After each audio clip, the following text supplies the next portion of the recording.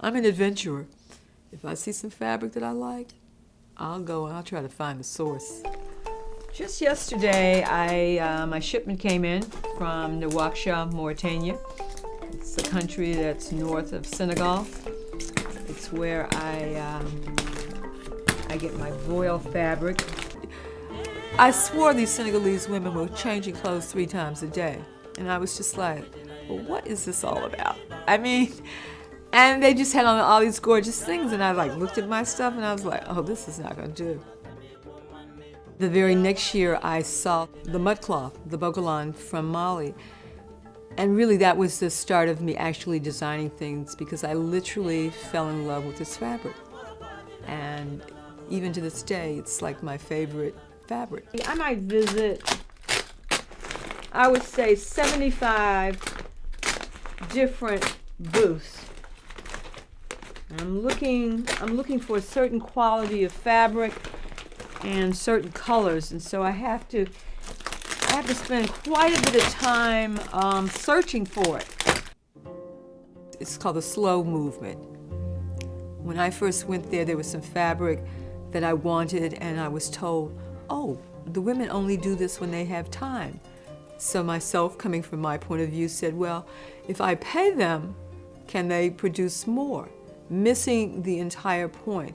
They do it because they love it, they enjoy it. When they finish the other chores, they do it. And it's something about this slow process and this enjoyment that makes the cloth beautiful what it is. This is a new technique that they're doing now, where instead of stitching it by hand, they stitch it with on a sewing machine, and then it's hand dyed, and you can see the difference.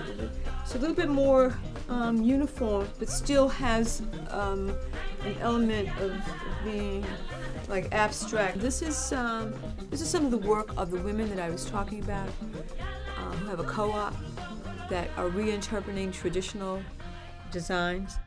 I think it's really, really so important to support these artists, because it's a thing of beauty, and I feel that if we don't support it and show people that it's appreciated, that it's going to disappear because it won't have value. This is what's known as the batik of the Adire fabric, and I think it's the most amazing fabric. It's, again, master dyer from Nigeria, who actually is living in this country. There's beginning to be a real push in people in this country wanting something different, and also recognizing and supporting the abundance of American craft that's in this country. A piece like this, which is all upholstery fabric, pretty much, and then just a little bit of the mud cloth in the yoke, that. One of the things I know for sure that people come to me is they look forward to having something that's a little bit different. We're in an age of, this cookie cutter thing.